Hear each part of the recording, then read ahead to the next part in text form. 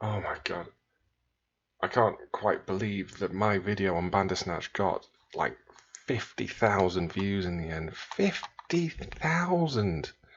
I can't quite believe it, and it's like giving me nearly 100 extra subscribers. I was only in the 60s before that.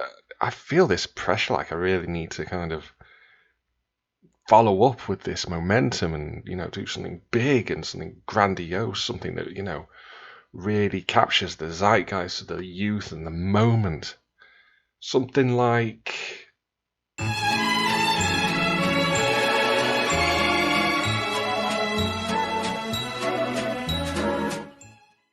Hello again. Some years ago, on a whim, I decided to get out my Nintendo Wii for a quick blast on some of the fine games available for the system. Or, actually, to be honest, mainly GameCube games. I do have to get my F-Zero fixed somehow. Now, the only problem is, I couldn't find the component cables I have for the Wii anywhere. So I did something that is perhaps unadvisable if you care about picture quality. I bought a cheap SCART cable from eBay. It was advertised as being an RGB cable, so how bad could it be, right? Anyway, before it arrived, I managed to find the component cables because, of course I did. And when the SCART cable dropped through the door, it got relegated to a box somewhere and forgotten about. Fast forward to earlier this year, and I've got myself an open source scan converter so all my retro computers and consoles look real nice on modern TVs.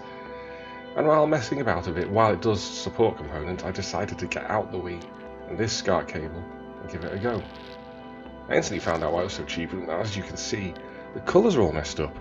Quickly though, I realised they weren't just messed up, they were all kind of transposed, shifted along.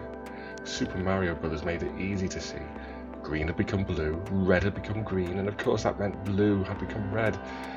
More curiously, if I just used a cheap SCART to HDMI converter, the type you find on Amazon, the colours were correct. The image was blurry because the converter isn't great, but the colours were correct. So I turned to a pinout diagram to explain this, and it immediately made sense. I'll try not to go on too deep of a dive here, but the cheap converter was clearly only made to use composite video, pin 20. Composite was the main format for video cables for many years. You'll recognise it as the yellow cable in your standard yellow, white and red RCA cable setup. It became a standard with many consoles such as the original PlayStation and PlayStation 2. Now, the problem with composite is that it takes all the picture info, like colour and brightness, and then mixes it all up into one signal before sending that down the wire.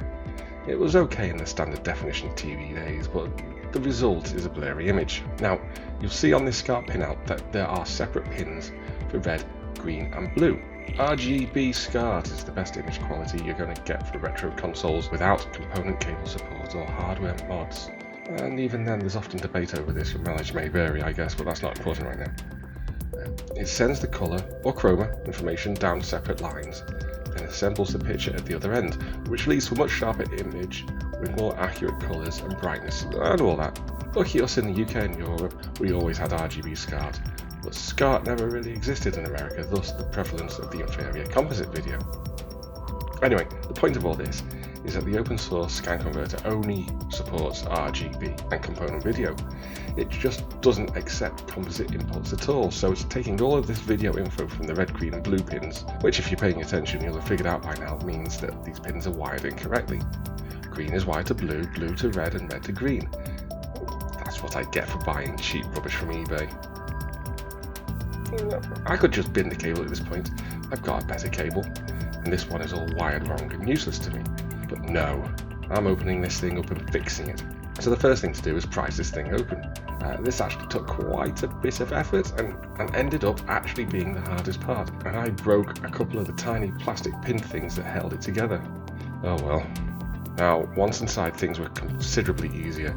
The wires were colour-coded to the correct pins, so the mistake must have happened at the other end. Now, it's apparently possible to unclip the pins and slide them out, but I've tried this before and have failed miserably, so I'm going with plan B. I quickly snip each of the wires, strip the ends, and it's a simple matter of soldering them back onto the correct pins. Yeah, that means footage of my shaking hands getting at that hot soldering iron tip every bloody where, but that's the whole thing. It took me a couple of minutes at most, and then it's just a matter of slipping the metal shield back on, Clipping it all back together, and I'll have to glue the plastic shell for a permanent fix, but for testing it does nicely.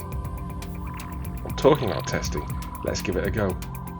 Instant success. The colours are now correct, and the image quality isn't all that bad for a cheap cable really, I suppose. It doesn't match up to the component cables I have, because that allows the Wii to display a higher resolution 480p image, but I now have this cable as a nice backup, and I shall store it appropriately.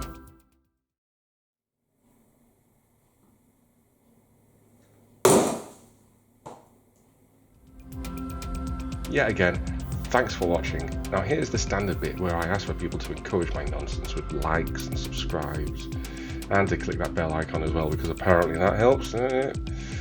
Well, until next time, bye bye.